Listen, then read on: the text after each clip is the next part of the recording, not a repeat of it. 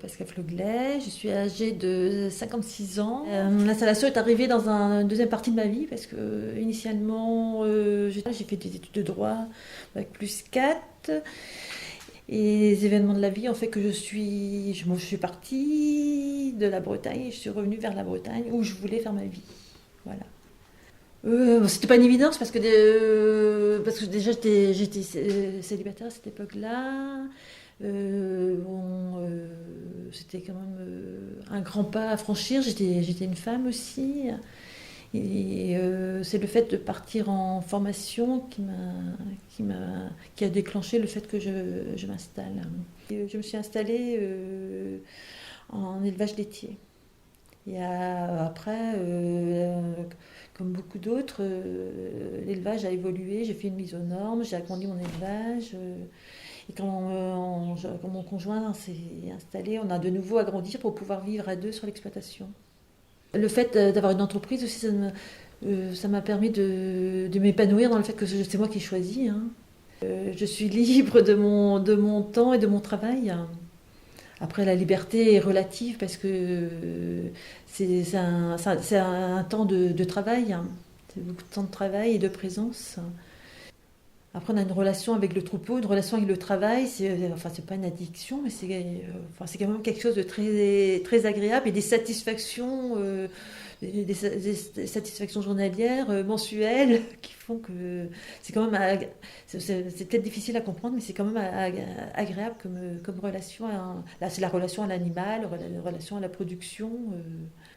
La lecture de l'herbe, c'est agréable. Depuis 5 ans, on a quand même beaucoup augmenté la part d'herbe. On diminue le volume, la part de maïs, et on diminue les cultures de blé, entre autres, sans passer en production biologique. Mais on arrive, sans doute, la prochaine étape, ça sera ça. Nos vaches, elles sortent presque tous les jours de l'année. C'est-à-dire que tous les jours, on leur avance un plat, on leur avance le fil pour qu'elles aient de l'herbe tendre et fraîche. C'est l'intérêt de la Bretagne, du Finistère, où il y a quand même pas mal d'humidité, ce qui permet que l'herbe pousse régulièrement. Quoi. Nous, on utilise beaucoup d'eau. Hein. Déjà, un élevage laitier utilise beaucoup d'eau. Une vache peut aller boire jusqu'à 40 litres d'eau par jour. Donc, il faut de l'eau de qualité. Hein. C'est moins pollué. On a fait d'énormes progrès. Hein. Parce qu'on ne fait pas n'importe quoi, n'importe comment non plus. On a tous des cahiers de charges. C'est une action longue, très longue, mais c'est de mieux en mieux. Et nous, on est dans un truc là où il faut produire beaucoup, avec des normes environnementales et avec un prix industriel. Après, à l'aube de 2030, 2040, qu'est-ce qui va rester comme type d'agriculture je ne sais pas.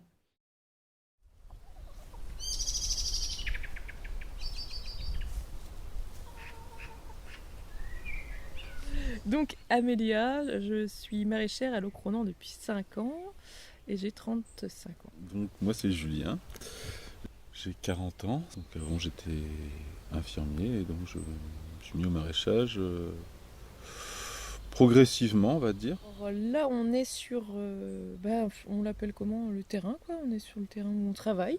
C'est un parc paysager quand même à la base, donc un endroit qui est aménagé pour être un lieu d'agrément et comment on pourrait dire, comment ça s'appelle, un arboretum un peu avec plein d'espèces d'arbres et qui voilà qu'on a transformé aussi petit à petit en lieu de travail de maraîchage et de petit élevage et de petits fruits et voilà. On est dans une espèce de forêt quand même quelque part et ouais, un chouette endroit je dirais.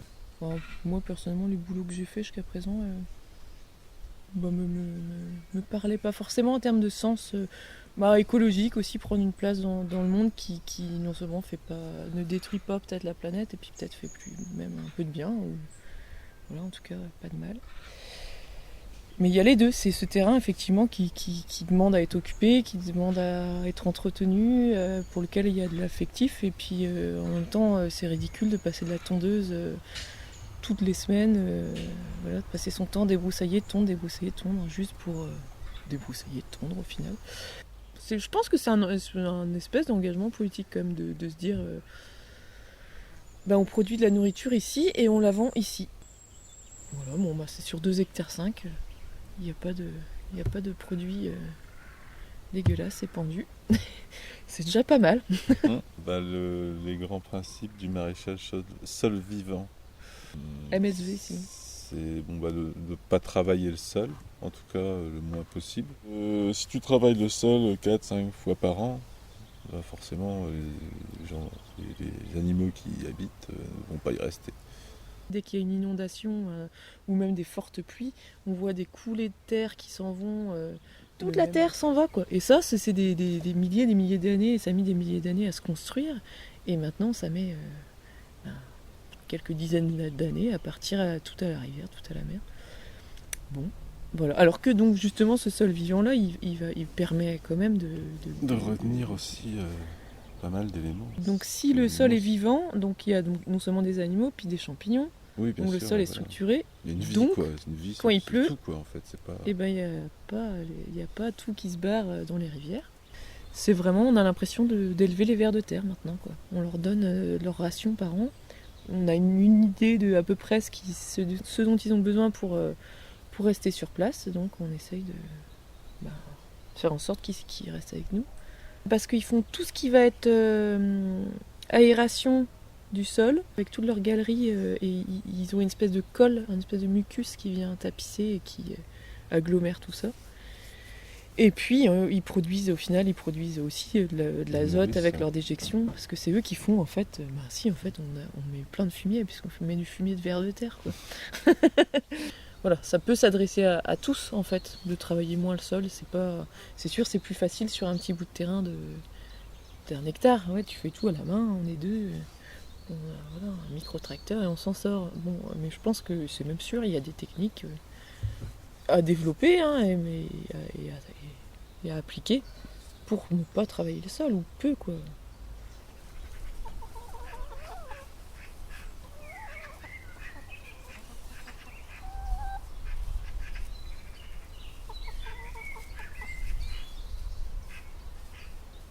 Oui, donc Christian Asquette, agriculteur, producteur de lait, bio, s'il faut apporter des précisions, à Guingat. Je suis né en 58, donc ça me fait 63 ans. Et sur 63 ans, j'ai, je pense, 50 ans de passion pour l'agriculture et l'élevage. Ma personnalité est facile, je pense que je suis assez facile à caractériser. Hein. Si j'étais un cheval, on dirait que je ne suis pas facile à céder. Ouais. Il y a 2 choses qui me scandalisent enfin, 2 choses majeures, l'injustice et le mépris. Ça c'est vraiment mes profondes caractéristiques. Je trouve que moi, la greffe de lait m'a apporté la chose qui me manquait le plus. En fait, c'était l'ouverture sur le monde. Jusqu'à 2008-2009, je faisais partie de ces agriculteurs qui ne disaient rien, qui ne prenaient jamais la parole en public, jamais. Et moi, je trouve que avoir des idées, c'est bien, c'est déjà la base, mais appliquer ces idées, c'est beaucoup mieux. Et on s'attache surtout à bien faire fonctionner l'exploitation. Et nos résultats économiques prouvent au quotidien qu'en fait, on a raison, quoi. C'est-à-dire qu'on a fait évoluer notre système de production. Ça s'est pas fait en un an, hein. Ça se décrète pas un changement, hein. Et donc en fait on s'est adapté, on s'est vraiment adapté. Je crois que le maître mot c'est adaptation. Le changement majeur sur l'exploitation, c'est l'abandon de l'agriculture conventionnelle avec le passage à la production biologique. Ça c'est un changement majeur. Le préalable, à mon avis, pour passer en bio, c'est d'être déjà efficace en conventionnel. C'est-à-dire que quand on est efficace en conventionnel, ça veut dire qu'on comprend comment que ça marche, qu'on sait faire fonctionner son élevage. C'est une petite parenthèse, mais quand je suis sorti de l'école, j'étais un expert des matières actives phytosanitaires.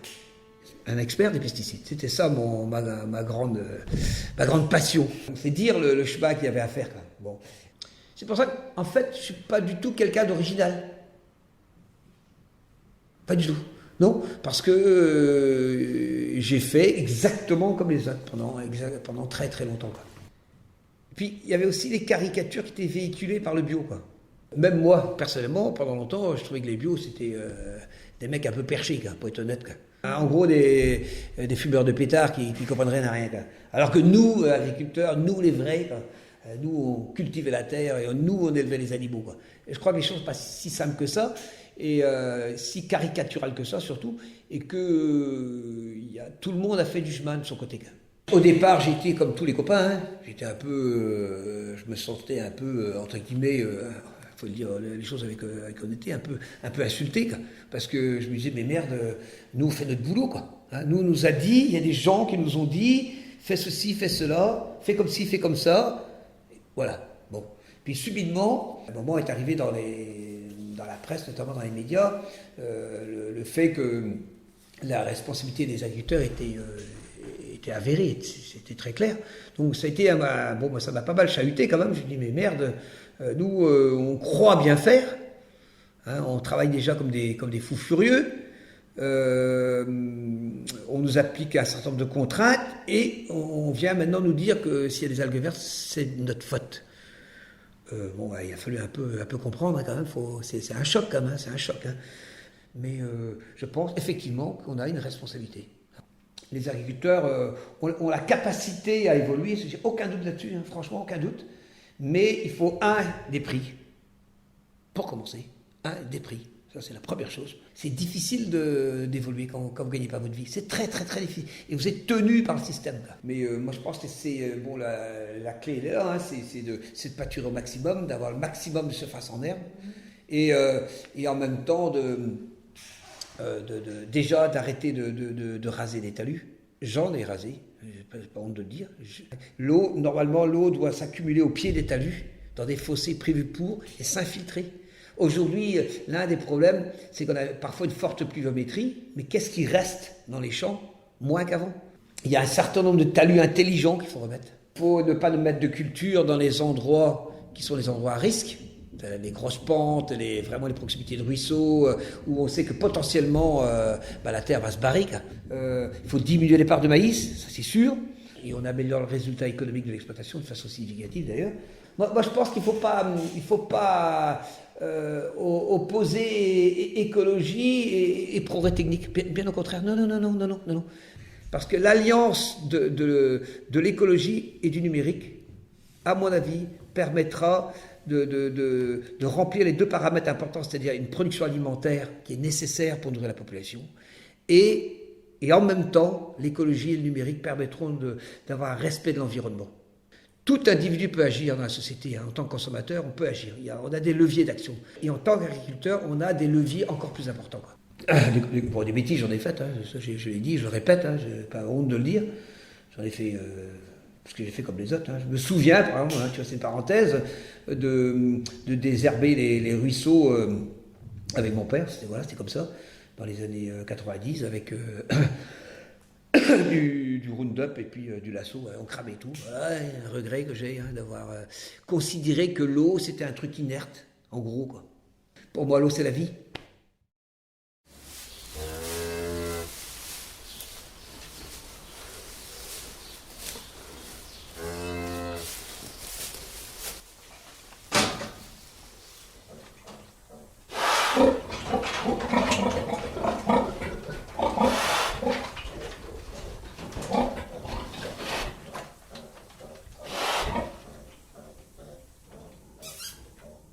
Je m'appelle Laurent Brusque, j'ai 40 ans. Je suis installé depuis août 2017 en production porcine. J'ai toujours vécu ici à Plonévé-Porzec. J'ai repris l'exploitation de mes parents qui avaient du lait et du porc. Et j'ai été attiré plus par le porc dans un premier temps parce que j'allais aider plus ma mère dans l'élevage parce que en fait, mon père lui a tendance à être plus dans les champs. Tout compte fait, j'ai commencé à aller dans les champs quand je me suis installé. J'ai toujours baigné dedans quand même, quoi. Mais c'est vrai que je voyais pas Qu'est-ce que j'aurais fait d'autre, tout compte fait, quoi. Avant de m'installer, je m'étais un peu désisté dans un premier temps sur une installation parce que je croyais pas en mes compétences, quoi, de tenir une exploitation, en fait. Et tout compte fait, j'ai fait le pas, je me suis installé et je pense que depuis, j'ai pris beaucoup de confiance en moi et parce que je suis quelque part assez fier, ouais, de ce que j'ai fait, ouais. Ouais, ouais. Je monte à 280 truies, quoi. Je pense qu'aujourd'hui, cette taille d'élevage là est assez intéressante. Ça me permet d'avoir, je travaille que, je travaille que un week-end sur deux, quoi. Heureusement que j'ai mes salariés qui sont justement sur l'élevage pour s'occuper de mes mises-bas quand moi je suis dans les champs. On s'ennuie jamais, quoi. Ouais. Mais c'est super, enfin, c'est super quand tout se passe bien, quoi. Ouais. Non, non, mais c'est vrai que on dit que l'agriculture c'est une passion et tout ça. Bon, c'est forcément, je sais pas qu'est-ce qu'on faut entendre par passion, quoi, mais forcément on est obligé d'être passionné parce que ça nous prend beaucoup de notre temps. Mais moi mon but, quand même, c'est de revendre mon exploitation. Je vois mon exploitation comme un outil de travail, quoi. Euh, c'est mon gagne-pain, quoi. Mais ouais. On a du mal à transmettre un peu. Enfin, le métier n'attire pas, quoi. Parce qu'il a une mauvaise image, pollueur, pueur.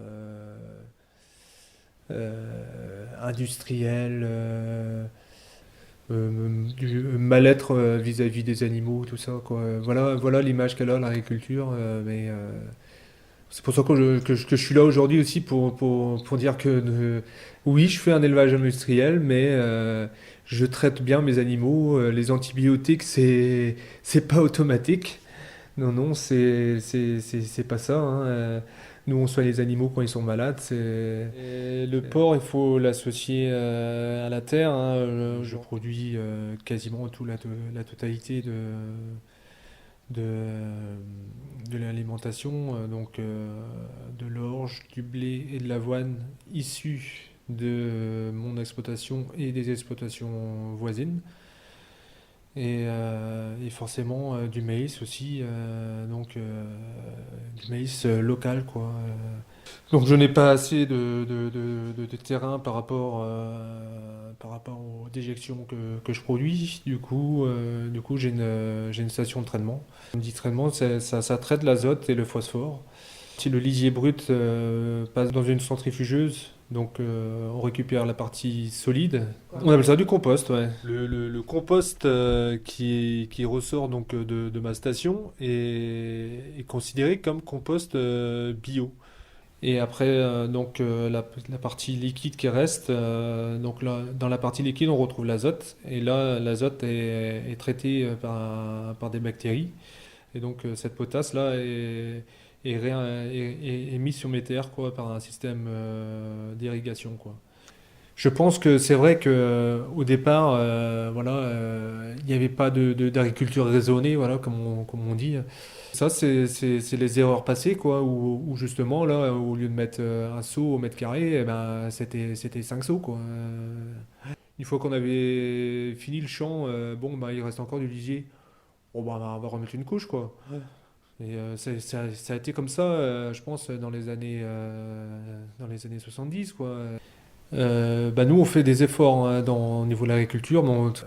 On met un couvert végétal après les moissons là, pour faire une retenue durant l'hiver. Les sols sont jamais nus, quoi. Et après, nous industriels, il faudrait qu'on ouvre nos portes aussi, quoi.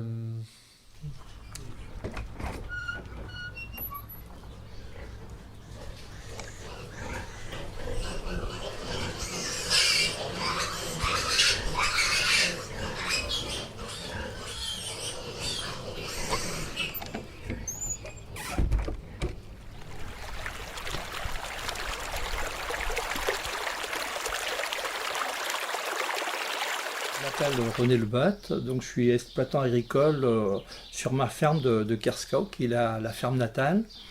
J'ai 63 ans. Là, aujourd'hui, je peux donc prétendre à ma retraite. J'ai peur de voir mes animaux partir à l'abattoir et me retrouver avec une étable totalement vide. J'ai peur de ce vide-là. Ouais. C'est presque un silence de mort. Hein. Ouais. C'est toute une tranche de vie qui se tourne. Ah, pour moi, ça a toujours été une évidence, les vaches. Hein. Mais bon, j'ai toujours aimé élever. C'est toute ma vie, ça. Ouais. Bah, c'était relativement confortable de s'installer avec ses parents ou après ses parents. Il y avait encore beaucoup d'avenir. On y croyait. On croyait à l'avenir, un avenir meilleur. On croyait au productivisme. On croyait à la biochimie, à la chimie, à la recherche de performance. Moi, j'y crois quand même beaucoup moins. Beaucoup moins. Parce que tous les efforts, finalement, ont été ponctionnés par l'agroalimentaire. Il a fallu soutenir, sans doute, le panier de la ménagère. Et on voit que nos efforts, aujourd'hui, sont totalement vains, à tel point qu'on a les mêmes prix du litre de lait, aujourd'hui, qu'il y a 30 ans. À la limite, nous, on voudrait faire moins et gagner plus. Si on est dans cette logique-là, ouais, pourquoi pas. Mais pour l'instant, non, les prix ne suivent pas. On a réduit à faire toujours plus de volume. Pour moi, aujourd'hui, il n'est pas question de modifier le système agricole tel qu'il est fait. Et au contraire, le système agricole, il est divers et varié. Donc, il y a certains qui se sont orientés vers le bio, d'autres sont en conventionnel. Par contre, il y a aussi les travers de cette agriculture-là. Il faut essayer de gommer sans doute les erreurs du passé. Et la grosse erreur du passé, finalement, ça a été pour beaucoup le remembrement de nos terres. Alors, ce qui est le plus visible, c'est forcément l'arasement des talus. Mais le plus inquiétant pour moi, ce sont tous ces zones humides qui ont été asséchées, tous ces ruisseaux qui ont été creusés, qui ont été rectifiés. Aujourd'hui, ce ne sont plus des ruisseaux, ce sont pratiquement des caniveaux. Ces fonds de vallée, aujourd'hui, ils sont abandonnés et le seront de plus en plus. Il y a une déprise laitière, donc ça veut dire qu'il y aura moins de bovins et seuls les bovins pouvaient entretenir ces lieux-là. Et si demain, il n'y a donc plus de bovins, il n'y aura plus d'entretien dans ces zones humides, c'est ce qui risque de se passer dans les années à venir. D'autre part, on arrivera à des taux de nitrate, on arrivera, je pense, à un plancher de verre où on ne pourra pas passer en dessous. Pour passer en dessous, n'importe quand, il faudra reconcentrer nos efforts sur ces zones humides, donc faire des travaux sur les ruisseaux. Ces zones humides, c'est quelque part les reins de la nature. C'est un devoir collectif. Alors moi, j'avais donc un terrain en zone humide et je voulais absolument pas l'abandonner. Alors les PAD, donc, ils m'ont proposé simplement de reméandrer tout un pré, ce qui fait qu'on a grosso modo multiplié par 2 la surface du ruisseau et je pense par 4 ou 5 la surface épuratoire. C'est un fond de vallée où on entend le bruit des oiseaux et non, je ne vendrai jamais. Comme quoi, on est quand même attaché de notre nature. Ça, c'est... Ouais. Aujourd'hui, j'espère partir en retraite de façon sereine vis-à-vis de l'environnement. Donc, c'est juste sur un petit territoire. Il faut s'imaginer qu'au niveau d'un bassin versant, ça pourrait être de beaucoup plus grande ampleur. Après, je comprends l'impatience de la population qui réclame forcément des réductions drastiques de l'échouage d'algues, quoi. Mais on travaille quand même avec de la nature, donc il faut du temps, quoi. Mais aujourd'hui, si on veut que les choses s'améliorent, il faut qu'on ait aussi une écologie qui soit réparatrice.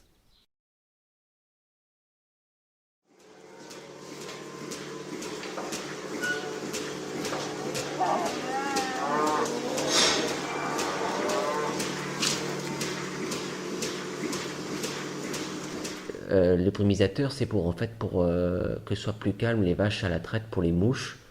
Donc ça met une ambiance un peu humide et donc un confort de traite pour le treilleur et pour les animaux.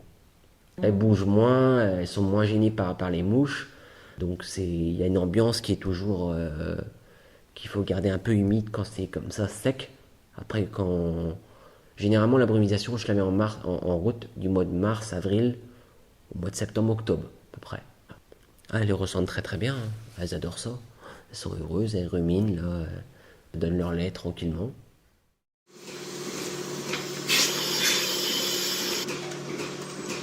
Donc, je m'appelle Samuel Nedelec, donc j'ai 31 ans.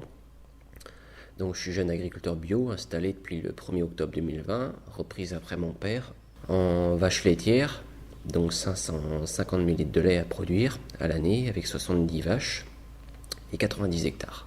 Je vais continuer le même système qu'avant, parce que je suis amoureux de l'agriculture bio. Enfin, c'est vraiment mon truc, je suis un passionné, ça me fascine. Le fait d'avoir beaucoup moins d'intrants, et de réussir à produire des cultures et du lait bio tout en ayant quasiment les mêmes rendements qu'auparavant. C'était ça un peu l'objectif, quoi. Donc c'est très technique, faut y être. Il n'y a pas trop le droit à l'erreur. Il faut bien s'occuper de ses sols, leur apporter ce qu'il faut, faire des bonnes rotations. Les rotations maïs-blé, ça c'est fini comme auparavant conventionnel où tu peux traiter.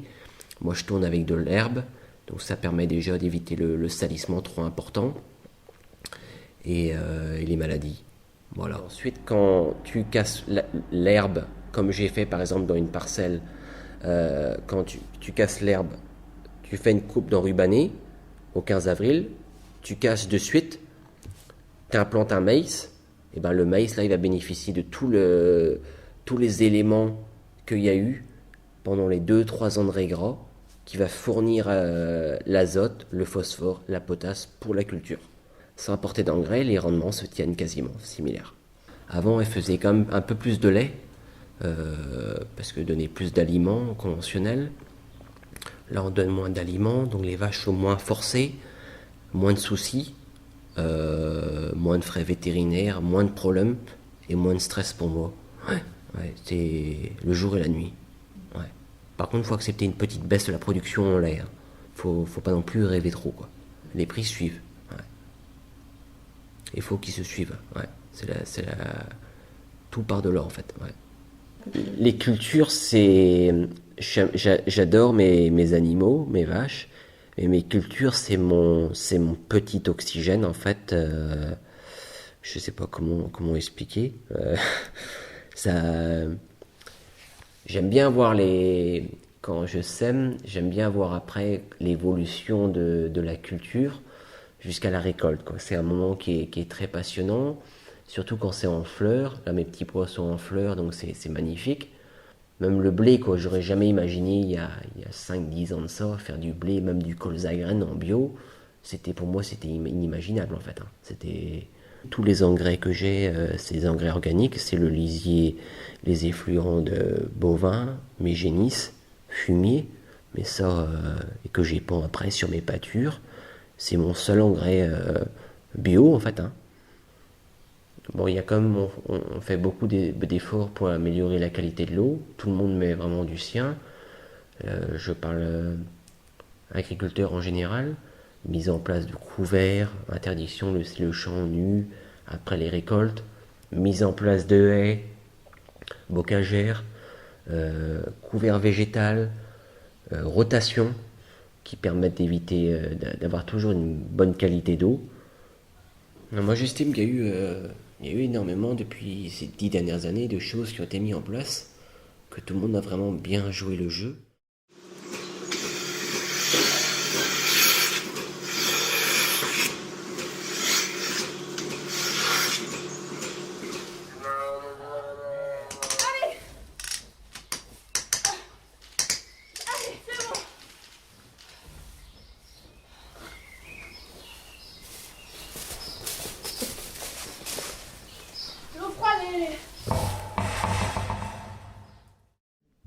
Donc Mathilde Guéguin, j'ai 30 ans, bientôt.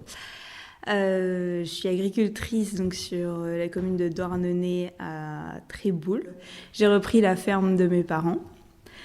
La production laitière, j'ai arrêté pour passer en allaitant. en bovin viande, donc avec un troupeau de limousines. Et du coup, la limousine, c'est une race allaitante, donc avec une robe marron. Donc je l'ai choisie parce que pour ses qualités de viande gustative et parce que c'est une race qui s'engraisse à l'herbe. Donc moi, dans mon système de toute herbe, ça correspondait très bien. Les vaches sont dehors de mars à début décembre. Je leur donne de l'herbe fraîche matin et soir. Donc j'avance le fil, je contrôle en fait combien est-ce qu'elles mangent par jour. Et donc j'avance le fil, donc je leur donne un repas que je délimite avec un fil. Donc tous les matins et tous les soirs, je leur donne leur ration. Ça permet de moins gaspiller, et de contrôler qu'est-ce qu'elles consomment et de leur donner de l'herbe fraîche 2 fois par jour. C'est mes animaux, c'est mes vaches. C'est une passion. C'est la gestion du pâturage, gérer la culture de l'herbe, quoi. Gérer techniquement la culture de l'herbe, les stades d'avancement, les stades là où quand il faut faire pâturer les vaches, à quel stade physiologique de la plante. Donc il y a le côté pâturage, après il y a le côté fauche, pour avoir un fourrage de qualité, quoi. Donc c'est ça que je recherche, avoir le meilleur fourrage pour mes bêtes. Je voudrais que quasiment toute ma production soit vendue en direct sur la ferme, quoi. Que ce soit pas vendu en circuit long. Niveau économique, c'est plus rentable. Et il y a ça, et il y a aussi, moi j'ai cette volonté de faire que ce soit une production locale qui soit consommée localement. Donc avec les algues vertes, quand on entend dans les médias qu'il y a des marées vertes, et ça, la première cause, c'est l'agriculture dans les médias, dans ce qu'ils annoncent. Donc forcément, tout le monde pointe du doigt les agriculteurs. Donc ça nous fait quelque chose, hein. On n'est pas insensible à ça, hein, forcément. Je fais des analyses d'eau parce que comme mes vaches consomment l'eau, donc je teste l'eau. Et dans l'analyse, j'ai le nitrate. Et le nitrate, il est largement inférieur à la norme demandée. Et donc là, je suis la dernière, en gros, agricultrice avant que l'eau passe dans la baie. Du coup, ce qui a été fait avant que moi je récupère l'eau, c'est propre, quoi.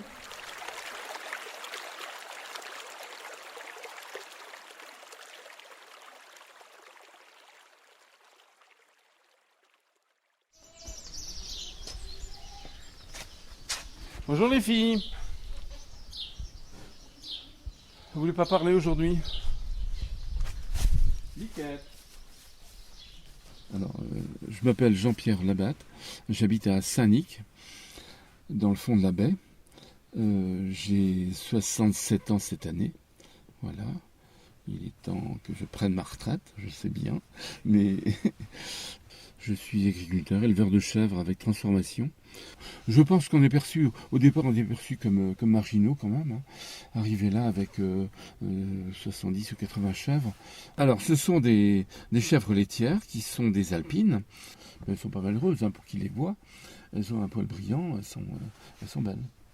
On a une culture, là ce sont des prairies naturelles, permanentes. On a une culture dont on fait partie des vers.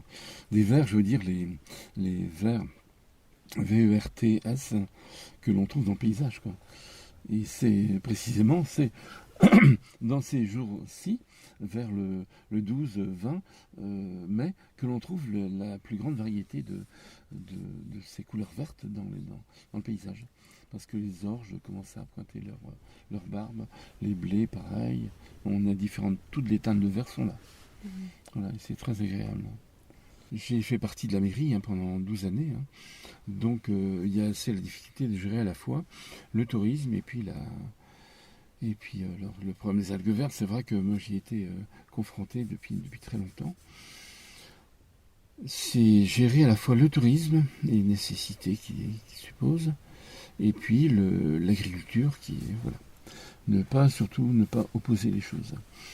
Il y a un peu d'art du compromis, hein, dans ce que j'ai fait. Le tourisme n'aime pas les odeurs, par exemple les odeurs de cochon. Hein. Voilà. Et puis les agriculteurs n'aiment pas qu'on les bride un peu dans ce ils ont des entreprises à faire vivre. Qu'on bride le niveau d'azote auquel ils voudraient arriver en épandage sur le terrain. Où là, c'est la bête d'Ornenay qui doit rester dans un état correct pour tout le monde, quoi. On ne peut pas laisser se dégrader la bête d'Ornenay, effectivement. Les rejets d'azote, c'est tout le monde qui est concerné. Hein. Et ça, c'est difficile aussi de faire comprendre que c'est un problème global. Voilà, agir localement pour un problème global. Donc agir localement, c'est chaque ferme doit agir pour diminuer les quantités d'azote rejetées. Moi, je fais du foin sur mes terrains. J'engraisse les terrains avec du fumier pour l'essentiel. Je mets très peu d'azote. Mais j'achète aussi de l'aliment. L'aliment, il est fabriqué ailleurs, peut-être dans les plaines, peut-être voilà, avec l'utilisation d'azote. Hein. Chaque agriculteur, comme chaque être humain, participe de son petit, met sa petite obole à la pollution azotée. Hein.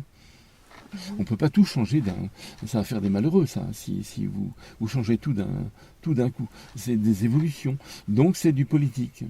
C'est éminemment politique. Hein, donc c'est tout politique de décider d'une évolution, par exemple.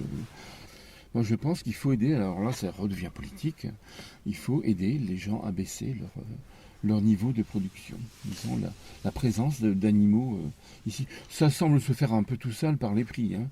À mon avis, le niveau des prix d'aujourd'hui, il est en train de tasser tout ça par le bas, avec des contraintes très élevées pour les gens qui restent là.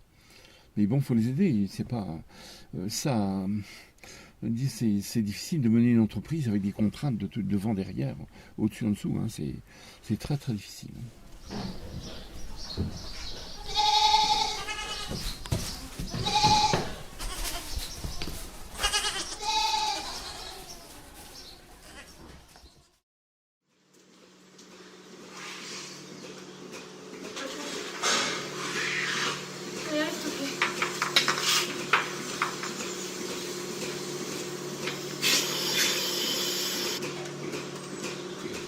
Alors Béatrice, j'ai 49 ans, bientôt 50, ça va être un cap peut-être un peu plus dur à passer. Donc je me suis installée avec ma sœur en GAEC, on a repris les 3 productions existantes. Donc, il y avait des vaches laitières, une production porcine, mais juste du naissage, et une production de volailles, c'est la dinde future productrice. Et c'est vrai, il y a une 3e production, mais là, elle n'est pas du tout animale, c'est une production d'électricité. Donc j'ai fait installer en 1999 des panneaux photovoltaïques sur mon étable. Ma sœur a quitté le GAEC, on a cessé la production porcine. Bon, ça a été un peu un crève-cœur quand même, parce que de voir des animaux quitter l'exploitation du jour au lendemain, voir les bâtiments vides, c'est pas sans conséquence sur la personne. Ça, c'est dur. Oh, les bons moments, c'est quand il y a... Je crois que c'est quand il y a des naissances. Enfin, moi, je sais que je partage des ressentis quand elles doivent mettre bas, par exemple.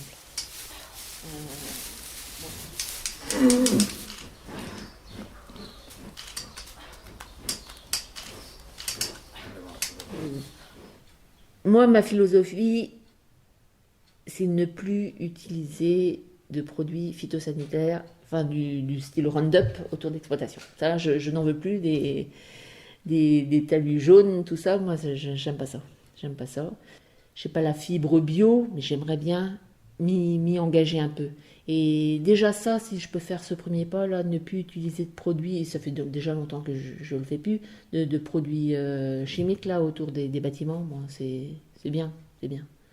Je passe des outils à dents pour détruire les mauvaises herbes, et puis voilà. Faut le reconnaître, hein. Bon, moi, ce qui me manque, c'est de la surface pour pouvoir m'amener à faire, pourquoi pas, une transition vers le bio. Mais pour l'instant, aujourd'hui, je suis pas en mesure de le faire malheureusement, quoi. Oui, ça m'embête de ne pas avoir suffisamment de surface pour le faire, ouais. Parce que je pense que il y a moyen de faire autrement, quoi. Faire mieux. On peut toujours faire mieux. Mais ce que j'ai fait déjà depuis des années, c'est également pallier à l'utilisation d'antibiotiques sur les animaux. J'utilise des huiles essentielles sur les animaux, donc pour soigner les mammites, pour soigner les boiteries. Le fait d'habiter près du littoral, près de la mer, sachant que les vents dominants viennent de la mer, bon, ça nous protège et ça protège les animaux également, parce que du coup, il n'y a pas ou très peu de maladies qui viennent de la mer, donc ça c'est génial, quoi. Ça, j'attache une grande importance à la qualité de l'eau, parce que, bon, comme on dit, l'eau, c'est la vie. Et sans bonne qualité de l'eau, forcément, il y a des conséquences derrière.